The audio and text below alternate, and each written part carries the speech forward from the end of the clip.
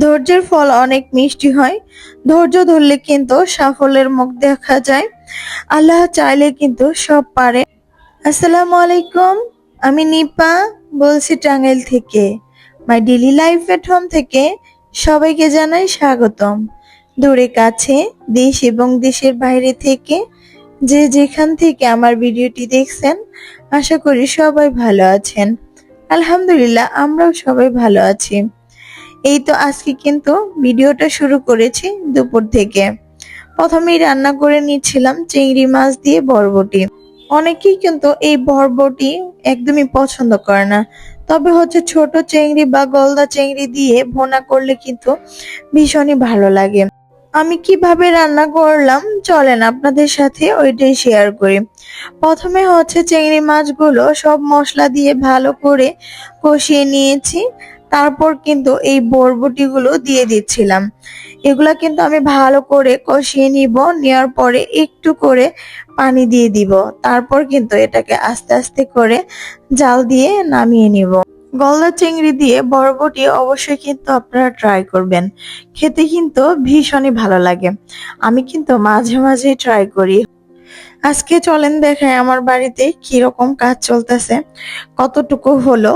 বৃষ্টি কিন্তু নাই, বৃষ্টি কমে গেছে। তো ওনারাও কিন্তু কাজ করতেছে খুব ভালোভাবে। আমাদেরও কিন্তু একটু ভালো লাগতেছে যে যেখানে মাটিগুলো পড়ে একদম ভেঙে গেছিল সেইখানে কিন্তু অলরেডি আমাদের হাউস করা হয়ে গেছে। আজকের দিন কাজ করলে হয়তো হাউসটা সম্পূর্ণ হয়ে যাবে। চারিদিকে ইটের সোলিং করে নিচ্ছে। এখন মনে হয় যে এইখানে কিছু একটা হচ্ছে। এতদিন তো মানে হতাশায় দুর্দশায় ভুগতেছিলাম যে কবে এই কাজটা আমরা সম্পন্ন করতে পারবো, মাটির থেকে উঠতে পারবো। চারিপাশেই কিন্তু কোম্পানি থেকে বাউন্ডারি করে দিচ্ছে। আমাদের প্লটের পিছন থেকেই কিন্তু বাউন্ডারি কাজ চলতেছে। এই প্লটের ভিতরে যতগুলো রাস্তা আছে সবগুলাই কিন্তু কোম্পানি করে দিবে। কবে যে করে দিবে তা আমাদের জানা নেই, তবে হচ্ছে হয়ে যাবে হয়তো খুব তাড়াতাড়ি। কোম্পানি অনেক সুবিধাই দিয়েছে, তবে পরবর্তীতে কি কি কাজ করে এটাই দেখার বাকি আছে। আজকে কিন্তু অনেক লোকজন কাজ করতেছে, প্রায় 8 জন লোক কাজ করতেছে। ওনারা যত লোক আসবে তত মনে হয় কাজ তাড়াতাড়ি হয়ে যাবে। তো যখন আমরা হচ্ছে প্রথম ছাদটা ঢালাই করব তখন একটু শান্তি লাগবে, তার আগে হয়তো এই শান্তিটা আর লাগতেছে না। তো এই রডগুলো কিন্তু একদম কাদার মধ্যে ছিল, সেইগুলো উঠিয়ে এনে আবার ভালো জায়গায় রেখে দিয়েছে। তো আমাদের প্লটের পাশেই কিন্তু এই রাস্তাটা, চারিপাশে কিন্তু গাছগাছালি ভরপুর, মাঝখান দিয়ে রাস্তা। যখন এই রাস্তাগুলো পাকা হয়ে যাবে তখন দেখতে কিন্তু খুবই সুন্দর লাগবে। আর প্রত্যেকটা প্লটে যখন বিল্ডিং হয়ে যাবে তখন কিন্তু আর কিছুই দেখা যাবে না, শুধু বিল্ডিং আর বিল্ডিং। এখন যে সবুজ গাছপালা দেখা যায় তখন হয়তো এরকম দেখা যাবে না, কম দেখা যাবে, তবে এইরকম না। এখন যে সবুজে একদম ভরপুর, গাছগাছালি ভরা, দেখতে কিন্তু অনেক সুন্দর লাগে। আর এইটার ভিতরে কিন্তু অনেক কাশফুল ফুটেছে। তো আমিও এইখান থেকে একটু ভিডিও নিচ্ছিলাম। তো ওইখানে যায়নি, একটু দূর ছিল, এজন্য যেহেতু যাওয়ার পথে এটা পড়েছিল তো আর কাছাকাছি যায়নি, সামনে থেকে একটু ভিডিও নিয়ে নিচ্ছিলাম। তো আমি কিন্তু বাসার উদ্দেশ্যে রওনা হচ্ছি, আর এদিকে কিন্তু একটু ভিডিও করে নিচ্ছিলাম।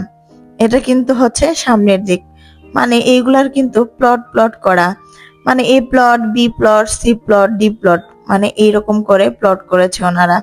এটা কিন্তু এ প্লট, এখন বর্তমান যেখানে আমি দাঁড়িয়ে আছি।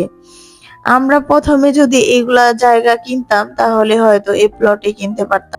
যেহেতু একদম শেষের দিকে কিনেছি এজন্যই কিন্তু সিরিয়ালটাও শেষের দিকেই পড়েছে।